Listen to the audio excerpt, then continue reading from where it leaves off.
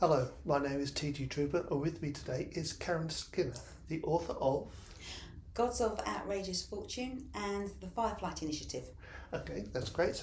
I have my clipboard as ever because I'm old and I'll forget the questions I need to ask, or I'll ask them out of order and they won't make any sense whatsoever. So, your latest book, what is it about? This is the sequel to the first one, where my protagonist, Kim, was kidnapped whilst running an errand for her boss and taken to a deserted house in the country, where she is made to reveal account codes that will release huge amounts of money to finance an illegal fertility drug. She then goes on an adventure from the UK to Greece and back again to find answers involving a possible conspiracy theory. Okay, so what gave you the idea for this? Conspiracy, I think, has always been a good idea for me to try and insert suspense into a story. I do love reading crime, and I found that a lot of what I was reading previously was pretty gory and getting worse. And there wasn't very much in the way of suspense in stories. It was like that had become old-fashioned. And although I enjoy reading it just as much as anybody else does, I thought it was a bit too much, and I wanted suspense, and I thought conspiracy would be a good way of introducing suspense into a story. A bit like with films where they go for slasher films instead of suspenseful horror. It's a similar sort of thing. Yeah. So this is a sequel to your first book, is it? Yes. When you wrote the first one, did you intend to have a sequel? Not when I started it, but by the time I was about 2/3 through, then I thought this has got more to it. Yeah. There's more meat on the bone here. There's more to give. So I thought, well, I'll see how it goes, and maybe I'll do 3. Now I'm actually planning a series of 5. Excellent. So good. You get the idea and you got the characters. Yeah. Will the characters sort of move between the stories? Yes. So there are 3 primary characters. There's my protagonist, Kim, and 2 very good dear friends of hers, Charles and Reg, and they support her throughout the changes that she's going through in her life, and there are many. Okay. There's going to be a lot. Oh, good. Good lot to get the teeth into. How did your writing career start? I've always been writing stories and was working mostly on short stories and short story collections up until about the mid-90s, and then I thought, well, this is fun, but there's more to be had. So then I started formulating an idea for another story, and I thought I could just take it further. That one crashed and burned. It didn't really work out, but I thought I had the basis of what could become a better story. So I developed it, and that's how Kim was born. Really? Excellent. Yeah. So what part of the process is your favourite part? Typing the end. I think that is for most writers. I actually like working out the nuts and bolts of a story, seeing how a story fits together. Even the research has been fun. Yeah. Some writers say that they hate research; it's just a necessary part. But I found it to be enormous fun, especially if you're exploring conspiracy, because you're never going to run out of ideas. Yeah. So all of a sudden you can learn something. Oh, you can learn something yourself, can't you? Yes. Put that into the book. Oh yes. The internet is a huge breeding ground for the possibility of conspiracy. I mean, there's so much out there and so many ideas to choose from. So I've had to be quite selective in what I choose, in what I pick. But if I know that it supports the story, then I'll take a thread and weave it in and just see what it looks like. And if I don't like it, then I can always edit it out. Yes, yeah, that's right. So what do you most love about being an author? Oh, I quite like the solitude of it, just me and the story. Even if I'm writing by hand, because I do a lot of handwritten notes first. And just seeing what happens, just trying out a theme. A lot of what I write starts with dialogue. And I'm a terrible eavesdropper. And if I hear somebody say something which I think is interesting or even funny, I'll make a note of it, and when I write, especially in my handwritten notes, I'll add that in and see how it sounds. Does it fit? Yeah, we all do that. You're not alone. Oh, that's good. I'm not crazy. And just see how it sounds and see where the conversation goes. And sometimes the character will say something that will surprise you. And I love it when that happens. It's almost like they're talking back to you. Have you ever written like a sad part and found yourself getting upset? Oh yes. Yeah. Weird. Yes. Yes. Weird. Yes. My character Kim is touched by grief in the second book, and there's a scene at the hospital, and she says some strange things. She said nobody will ever make chili for me the same way again. Because that was her favourite dish that was made for her. But as soon as I wrote it, I actually started crying. I thought, well, what the hell is this? But it's lovely though, because it means that the characters feel real. Yes. Yeah. Yeah, they have to be real. What do you like, or like the least? What is your least favourite part of being an author? I think it's probably the waiting time in between sending the manuscript to the editor and waiting for her feedback. I'm sort of like itching to get on with things and to find out what's going on.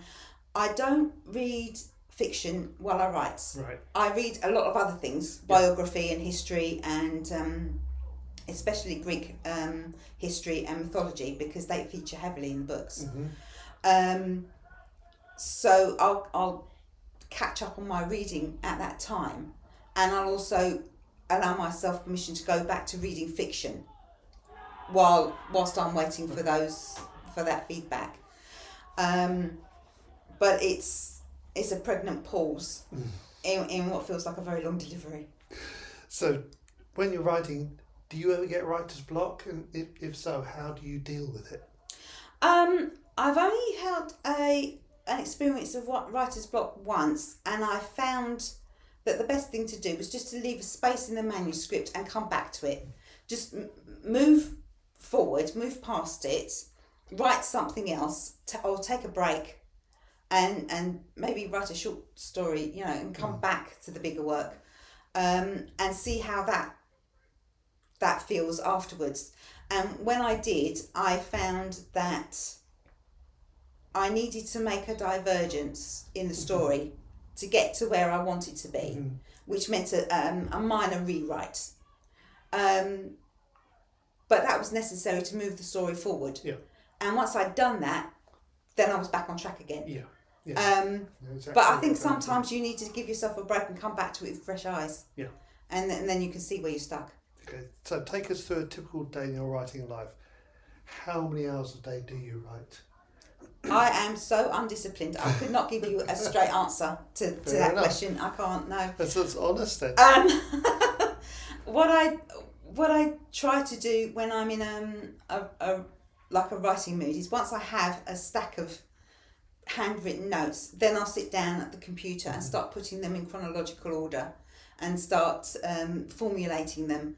I will write chapter layouts, which is no more than about paragraph each, that tells me what it is I want to happen in each chapter.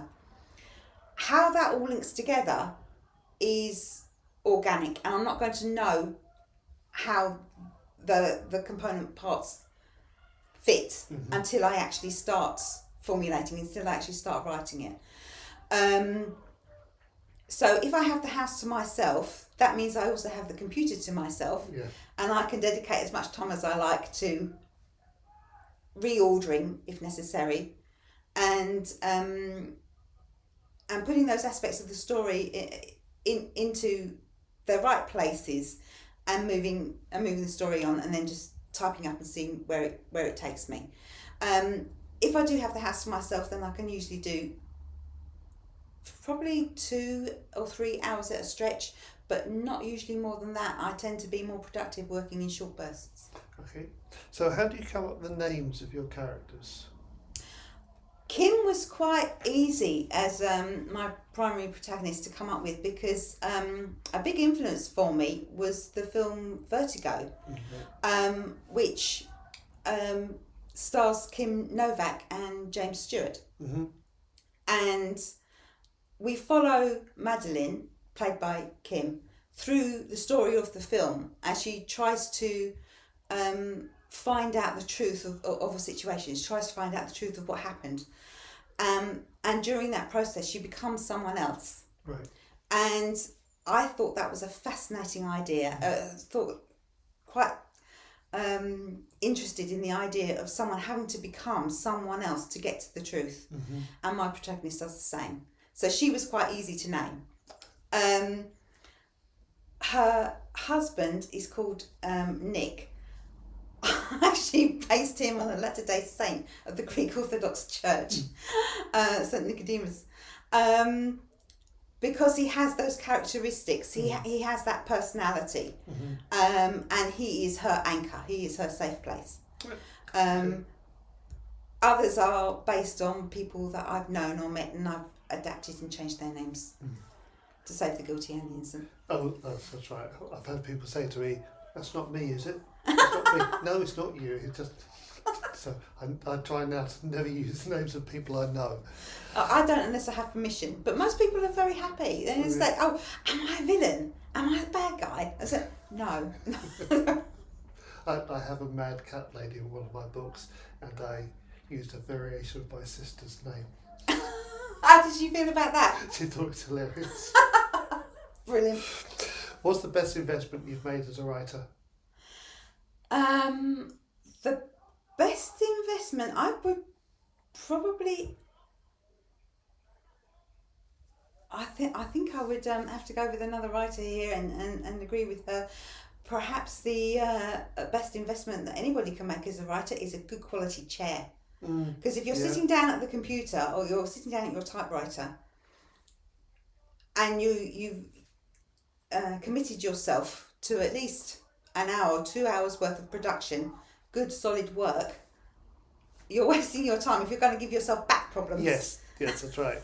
So a good quality chair, a good seating position, and I think good lighting around your PC as well. I know these sound like very boring and mundane things, but you don't need anything too flash. You don't need the latest laptop or the latest writing program. But if you've got a good chair, a Word document, a laptop or a computer that will take you through it, you don't need anything else. You can just get on with the work. So it's the environment. Exactly, It's yes, the I think environment. so. Do you have any unpublished works? Oh, too many to mention. I have a series of short stories. Well, actually, I have about 3 collections of short stories. One, it features a lady private detective, and I have about 10 of those stories. So I've been trying to, over the last couple of years, I've been trying to put them in order and re-editing them. They were fine as individual stories, but I'm thinking of publishing them as a collection. I might have to write another 1 or 2 stories to fill in gaps in between. So that's a little side project on the go. I also have another collection of stories featuring a priest who lives in an urban area. He was actually based on someone I knew, who has since passed, and he was a remarkable guy. So I've got a collection of those, and I have about 7-8 stories of those. I think I'll write another few and develop 10 stories for him, and maybe that will be another collection. Oh, that'd be nice. So I'm working on those. They're just ideas that I'm playing with at the moment. I don't know how that's going to develop, but we'll see. Okay. So what was your easiest book to write, and what was the most challenging? Well, the most challenging would have to be the first, because I didn't really know what I was doing. I was just bumbling along until I found a way that suited me. I thought the second one would be easier because I found a process, I found a procedure. I thought, well, that's going to be easy. That I know what it is I'm doing now. I know how I want to put the story in order. I know what it is the protagonist wants to achieve. I know how they're going to get there. I know what obstacles I want to put in their way. So I thought, well, that's simple enough. And it really wasn't. There's always something that crops up, either in the story or in your life, that's going to throw a spanner in the works. It was easier than the first, but it wasn't as easy as I expected it to be. So what comes first, the plot or the character? I would have to say it's got to be character because I need to know who they are before I put them in a situation. Once I have a character rounded out, very often an amalgamation of more than one person, I often base the way they look on a famous personality, like an actress or an actor, someone. And once I can describe to you how they look, how they talk, how they sound, what upsets them, what makes them laugh, then I find them easier to write because I know who they are, I know what they do, and then I can describe that to you, and then I can put them into any situation they like and just watch what happens. Yes. So how long does that process take from start to typing the end full stop? How long do you reckon that takes you? I can't give a direct answer to that question. My first one took nearly 10 years, from first idea to getting it published. The second one took significantly less time because I knew, but it was still a complicated process. The one I'm currently writing, which is the third book in the series, that's been over a year in writing at the moment, and I keep on changing my mind about what I want to happen near the end. I think I've got it sorted now, but I have to have that goal to work towards. So now I know what I want her to do, then I can formulate a plan to get her there. But that could change. And I think for a lot of writers, it often does. You don't know that it will until you start writing it, and then see where the story takes you. I'm not a pantser. I don't just sit down and write to see how it goes. I like to know. It's like compiling a jigsaw puzzle. I like to know what the picture on the box looks like, Right. but I don't know how the pieces are going to fit together until I do it. I'm a complete pantser. You're a complete complete pantser. I envy people who are, because if you can just ride that wave, it can take you to extraordinary places. It makes editing a nightmare. Oh. It really does make editing. Oh, what bit is this? Where does this go in the story? Yeah. Oh, right. What do you enjoy reading? Who are your favourite authors? Oh, many. Lee Child, David Baldacci, Peter James, Ian Rankin, who I met at the last Chiltern Kills Crime Festival. Actually, I'm going there again next month. I can't wait. That's my birthday treat. Nice. My husband takes me. Val McDermott. Oh, yeah, my favourite. Yeah, I love her. I also have lately been revisiting some older, more not necessarily golden age crime, but older traditional crime writers as well, to see how they've done things. How, before violence was a big thing in crime writing, how did they compose a story? Yeah. How did they put it together? So I've been reading some Dorothy L. Sayers and Agatha Christie as well. They didn't shy away from the macabre or the dangerous, but you can't describe what they wrote as violent. Yes. That wouldn't have been acceptable in their day. So I think it's quite interesting to see how they formulated a story. So I've been reading a lot of that as well, but I'll read anything and everything. So when you get to the end of the book, when you've done the end full stop, how then do you celebrate? Well, I'll probably switch to decaf for a while. And I'll usually treat myself to a novel, something I haven't read before, something brand new. I like to have a good TBR pile beside my bed. I'm currently down to 2, which for me is dangerously low. I hope to rectify that very soon. And absorb myself in somebody else's story for a while so that I can take a break from mine, and then before I start on the next project. Okay, so your initials, what do they stand for, and why did you choose that for your author name? Right, this is interesting, and I've had this conversation with another author within our writers community who also writes with her initials. She chose to write with her initials and surname because there was another writer who had a similar sounding name already well known.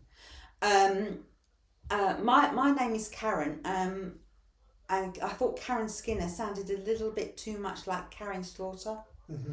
But also around about that time, Karen was being used came out as an insult on the internet. Pejorative, yeah.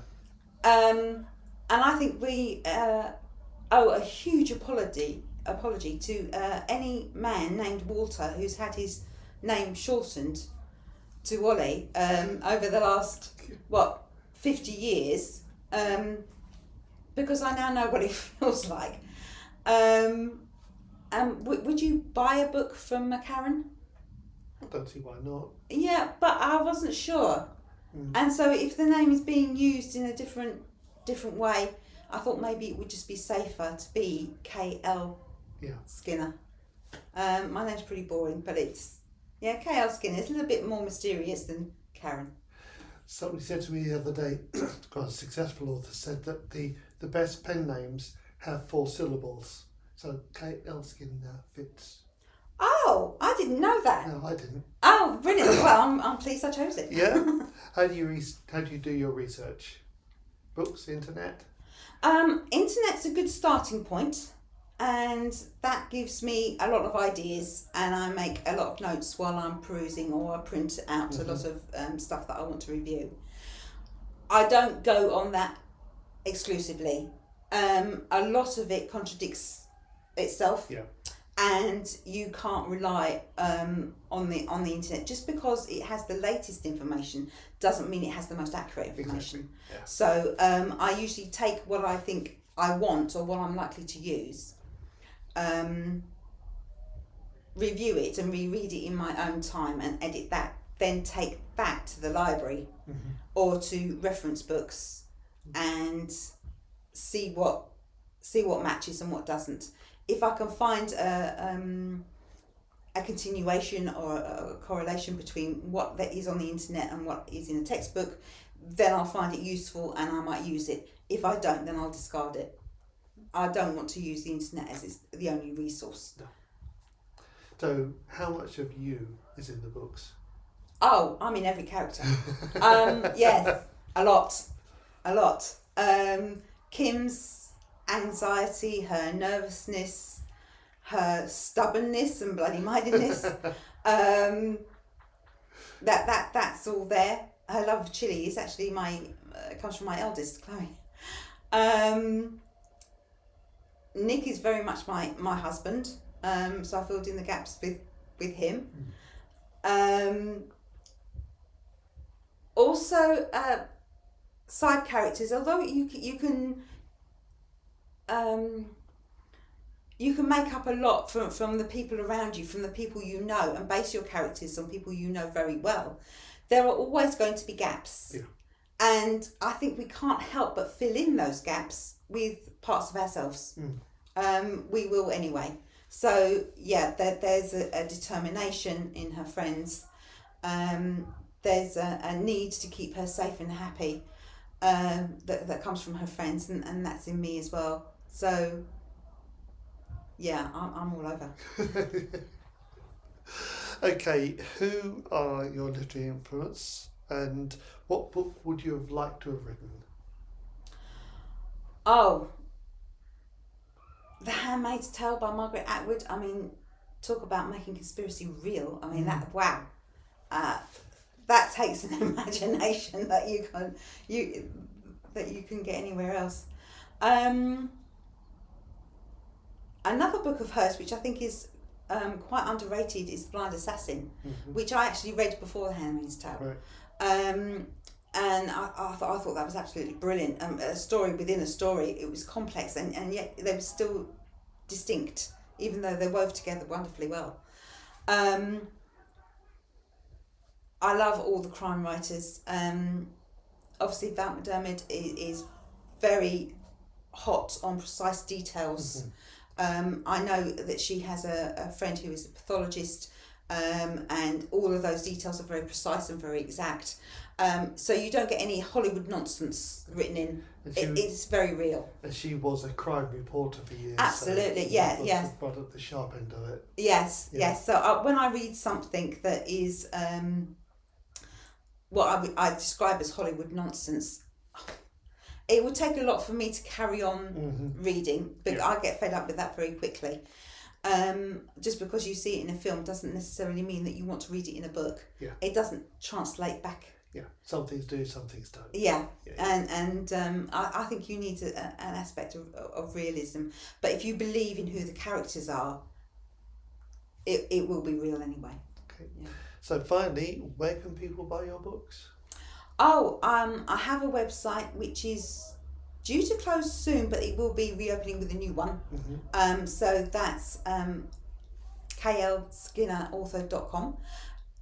There are buy it now buttons on my pages that will link you to Amazon, where you can buy the books, and they are available both as Kindle and hardback. Excellent. Well, thank you very much, KL Skinner, and there will be links to all of that in the description on YouTube. Thank you very much.